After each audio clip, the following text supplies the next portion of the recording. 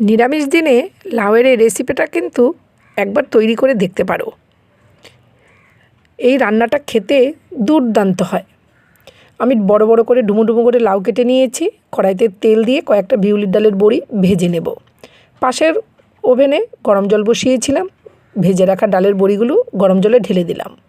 তাহলে কি হবে বলো তো, বড়িটা কিন্তু একদম টপা টপা করে ফুলে উঠবে, খুব সুন্দর সফট হয়ে যাবে।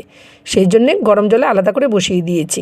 বাকি যেই তেলটা আছে তার মধ্যে গোটা জিরে, শুকনো লঙ্কা, কেটে রাখা লাউগুলো দিয়ে দিলাম। দিয়ে এই সময় গ্যাসের ফ্লেমটা একটু হাইতে রেখে লাউগুলো একটু হালকা লাল করে ভেজে নিতে হবে। দেখতেই পাচ্ছ জলটা কিন্তু খুব সুন্দর ফুটে গেছে। এবার ঢেকে রাখবো আর গ্যাসের ওভেনটা বন্ধ করে দিলাম। এই দিকে লাউটাও হালকা লাল করে ভাজা হয়ে গেছে।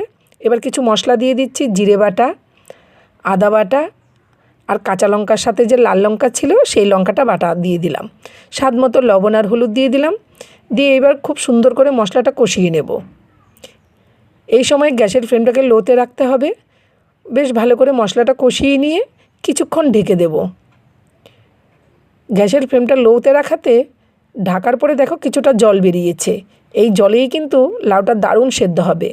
এবার ঢাকনাটা তুলে একটু নেড়ে চেড়ে দিয়ে আবারও ঢেকে দিলাম। এইভাবে ঢাকা চাপা দিয়ে রান্নাটা করে নিলে খেতে কিন্তু দারুণ হয় আর লাউটাও দারুণ সফট হয়। দেখো কত সুন্দর সেদ্ধ হয়েছে। এবার ভিজানো ডালের বড়ি জলসহ ঢেলে দিলাম। ঢেলে দিয়ে আবার একটু আলতো হাতে নেড়ে দিয়েছি। লাউ তো একটু মিষ্টি মিষ্টি খেতে খুব ভালো লাগে, সেই জন্যই এবার আমি একটু মিশ্রি গুঁড়ো দিয়ে দিলাম। আর নামানোর আগে একটু কুচানো ধনেপাতা। ব্যাস, আর কিছুই দিতে হবে না। একদমই সাধারণ রান্না, চটজলদি হয়ে যায়, খেতে কিন্তু অসাধারণ লাগে। দুর্দান্ত এই রেসিপিটা তোমরা একবার তৈরি করে দেখতে পারো। ভালো লাগলে সবার সাথে শেয়ার করে দিও। সবাই ভালো থেকো, সুস্থ থেকো, টাটা।